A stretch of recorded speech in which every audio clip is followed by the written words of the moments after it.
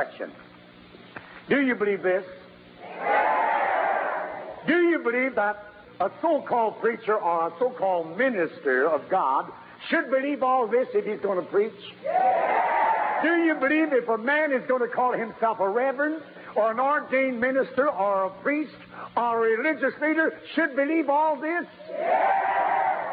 Should he preach it all? Do you believe that if he believes it all, he'll preach it all?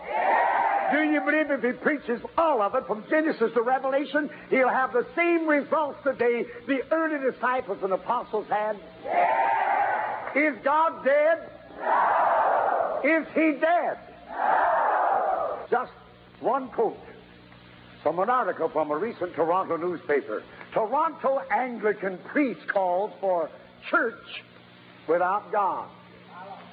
The Anglican priest who sparked Toronto's Death of God controversy has unleashed a daring new book in which he probes such taboo subjects as the sex life and possibly moral lapses of Jesus Christ.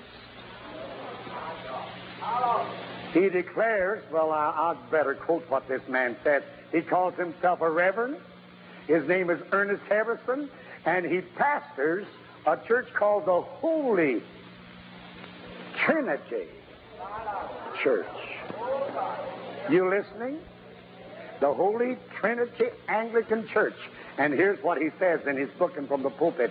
I claim to be a Christian and an Anglican, yet I say in all sincerity that there is no God.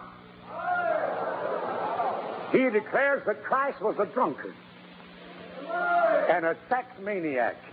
And yet, he dare use the name of Christ, C-H-R-I-S-T-I-A-N spells Christian. He says he is a Christian or a Christian. We get the name Christian from Christ. And if Christ was an alcoholic and a homosexual, as he declares, why does he want to use the word Christ, say, I'm a Christian, when he says there is no God? Brother Gene, you and the choir come quick, and I want you to sing, God's not dead. He is still alive.